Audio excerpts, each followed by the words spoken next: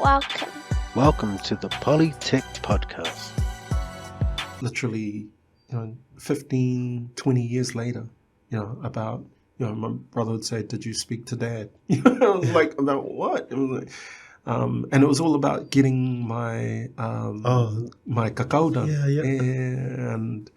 And again, another one of those logistical missions where we had to fly in and coordinate with the kufunga flying in from Sydney. Our solo was flying in from Melbourne, and we were flying in from Manila to get my cacao and Linda's malu done. Oh, okay, yeah. And so we landed on Tuesday, expecting to start on Thursday, but they were stuck on a job in Sydney, and so that delayed everything. And then it was like going, "Oh my God." So the timing game dude, I was like going, "Oh man," and then I started, funny, I said, "I don't think any Filipinos would question as to why only one leg was there."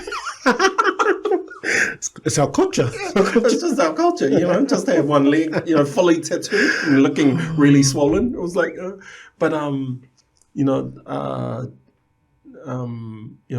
we went through it, and I remember my father, sitting down with me and just talking to me about what it meant, and explaining to me the reality of being a Soga'imiti, because there were so many misconceptions out there that were talking about, we're warriors and all this. Mm-hmm. And Dad was saying, well, this is, like he asked me the question, who do your eyes belong to? I was like, you? Jesus? Samoa? It's like, far out, start off here. It's like, can you kick him out? Give me multi-choice or something, man. I was like, B. It's all C's this year. If you select C, you'll pass. Far out, that sounds like my social anthropology exam. But what happened was, and then Dad explained to me that it was, your markings belong, your cacao, your tattoo belongs to your community, No one ever says that. Do you know what I mean? No one ever says that. Everyone says, "Oh, it's for this, it's a..." But Dad sort of hit the nail on the head, and he said, "No, it belongs to the people that you're around." And when I read that, it was amazing, because that was the first time I've ever heard of it. Yeah. That makes sense. That makes the most sense of anything I've ever heard. I was like, "Oh, it's a navigation this is the only thing that actually makes sense." And so he translated, the kamu mulongu kwa kailo pau, right? Tattoo your mouth first, and what he meant was, it's not about the way you speak. It's about the way you walk. Mm-hmm. It's about the way you serve. It's about, learn that first. Yeah. Learn to put other people before you. Learn to not speak over people. Learn to serve quietly. Learn to, when people come to your house, you don't ask whether they want a cup of tea. The jug's already boiling, and whether they drink it or not, that's not your job. Yeah. Your job is just to make it happen. And, it was all of that. And he said, do that first. Then you get your tattoo. Yeah. But, people then go away and say, "Oh, you need to learn how to, you need to learn all the whaalupengas of whaasalele anga right through to polo, right through to mongongo, and then come back and then go to..." I was like, and he said, no. He said, what use will that be to the Filipinos the way you live? Yeah. You go and you tell them your whaalupenga for Whalakai, the village that you went and got a title from, even though I was telling you to go get a title from not far out, was still better. And he said, it doesn't matter to them. What will matter is when they're in trouble, are you going to stand up and help them out? Or are you just going to wait for someone else and talk about how those markings mean you're a warrior? And I just thought, man. And so I make it a point to share with other guys who are considering the journey, right? To never be afraid. Never be afraid of the fact that you may feel like you can't speak the words. You look across and you see, like, man, the amazing work that him and his wife and his family are doing. outstanding. Well, yeah, and that's the thing. Like we haven't even spoken to that guy, but I mean, just that heart of giving back and making it make sense. It's like this is what we need. This is real education. I think in English, that's why this makes sense. Yeah, and my wife, Linda did, I think, Vasenga Mumu and Vasenga Lua, right? Wow, okay. And she wanted to do it, not so that she could, be eloquent and because she's her mum's Samoan, but she wanted to understand because she's an artist. So she wanted to understand the deeper meaning of. She just didn't want to paint a pua and say, this is a traditional flower or a kewila or anything like that. She wanted to understand, how do we exist with each other? How does our culture wrap around us? And what does the culture do to help us to differentiate about our identity as people from the Pacifica versus people that have become our neighbors in this new environment, right? And so I really appreciated her, doing that, because then she would come and she'd talk to me about the stuff that she'd learned. Yeah. And I'd be like, and she even raised, Tanua'i then also raised with her, when people come to your house, he said the same thing. When people come to your house, you don't ask, you just do. Yeah. You get the masi and you put the paka and the jam on it, You find something in the cupboard. and you get it out there, man. And I was like, oh, man. And so I really, really love and appreciate it. So, but, my dad was very clear on that. He said, our culture isn't the words, our culture is our actions. Yeah. And what we do, that's what defines, the whole phrase of winga tau sa'afia. It doesn't matter who you are. Doesn't matter how far you've gone, how high you've gone.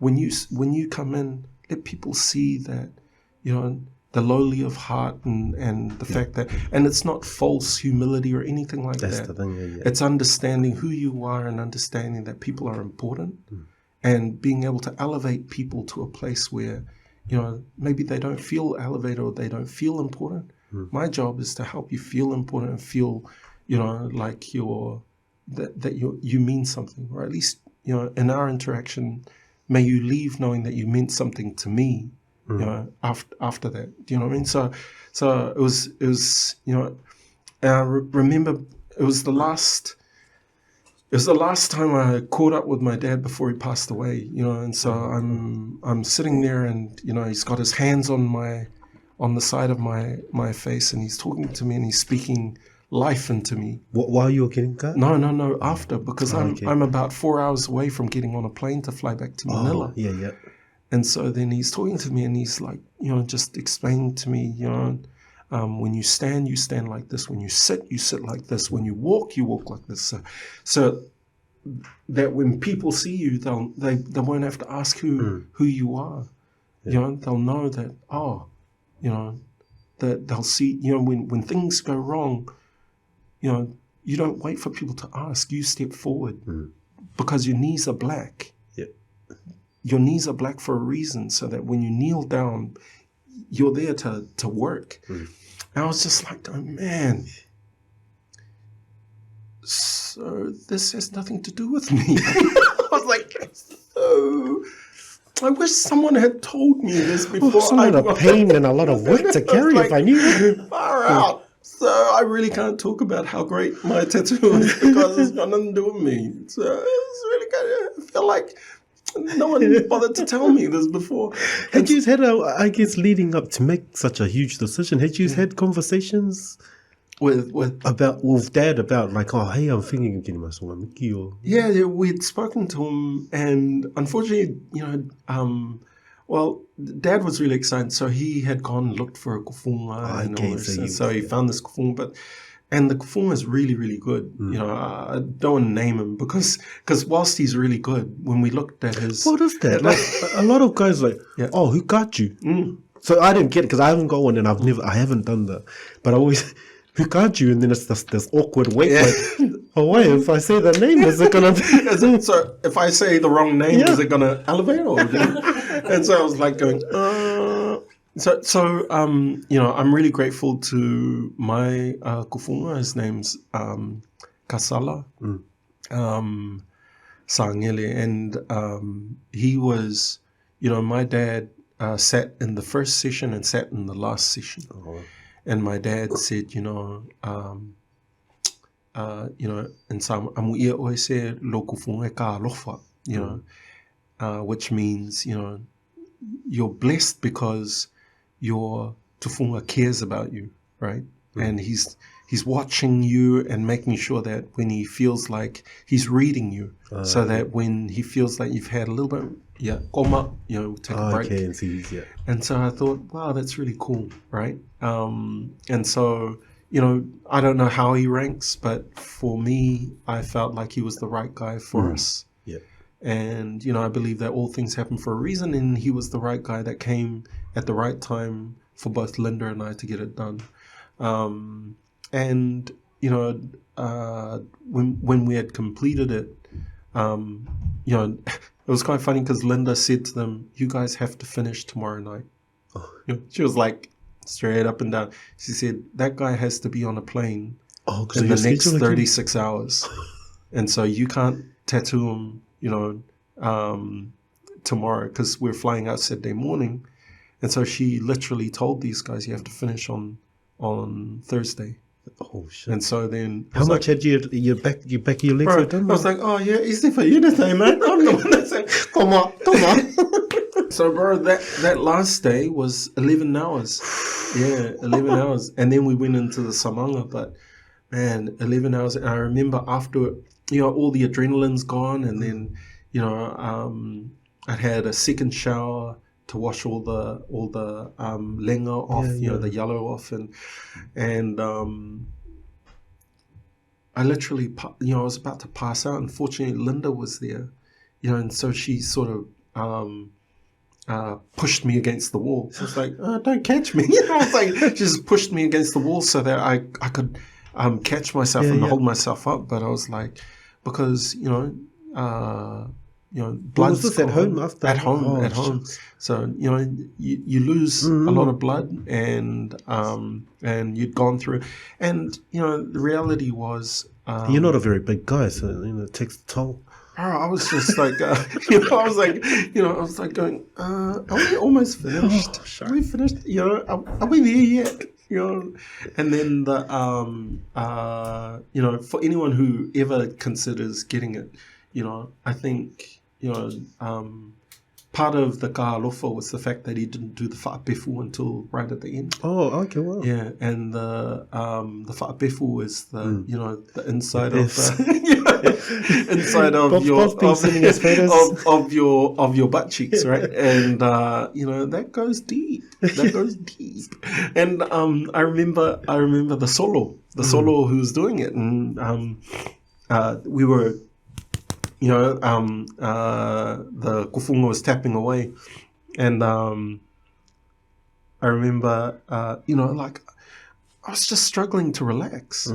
And then the solo, bless him, he goes, wait, he said, we don't need any Arnold here. All we need is Beyonce. Let it jiggle. Right? And that was the tone of the sessions. Was this funny guy, Gordon, just made us laugh all the time, right? But he helped us to, because, what people don't realize, there are some people who go through the process and they're pushing the kufunga like, oh, let's go. It's not easy. It's just not easy. And, you've got this guy and he's a young guy, he's 34. Okay. Wow. And so he's sitting there and he's going at it, and I'm like going, man, and I didn't appreciate it until the end, and I was just like thinking, man, the way that this guy applies this art form, and does it respectfully, lovingly, and does it in a way where you come away and you don't feel like because let's face it, it's not cheap, right? Yeah. It's there's a cost to it, both physically and also financially, but it's worth every dollar. And when I do I look at it and do the math. You look at the hours these guys put in, and just concentrating for as much as you sit and get the pain for that long. These guys are concentrating, making sure every like they know that they don't. There's no rubber after that. No, and you're absolutely right. You know, the way that these guys work. You know, I don't know. Like I did 7 sessions. 6 sessions were 7.5 hours, and then the last session was 11.5. Thank you to my wife, who, you know, and she was right, because we had heard stories about people who, you know, hadn't listened and had jumped onto a plane. One guy who jumped onto a plane, and they literally had to peel him off from the seat. Oh, just soaked through. Yeah, and because he was sitting on the seat for so long, he stuck. Oh, so his back hadn't healed properly, hadn't finished healing, and so it was stuck. And so then they had to, they had to call in the medics and all the rest. And so she was worried that, you know, because it's not a short flight going back to. So you just had to keep getting up and. So I kept getting up, and you know, I put some, you know, wipes, you know, a pack of wipes in the overhead compartment, because when you're on a plane, it gets really cold in there, right? Yeah. And so you need as much cold as possible. And so I'd grab the overhead compartment, grab my Bepanthen, and then I'd go into the toilets and just be like, you know, feeling sorry for myself, like, so, and then apply the Bepanthen and the antibiotic cream, and then go back and sit down again, and then sort of get up again an hour and a half later, go back to the toilet. And it was crazy. But, you know, I look back on it and I was thinking, man, what an experience, you know? And it was an experience that I never thought I'd do, because I kept telling my father I'd never get it. It's not me. Yeah. You know, I just won't do it. And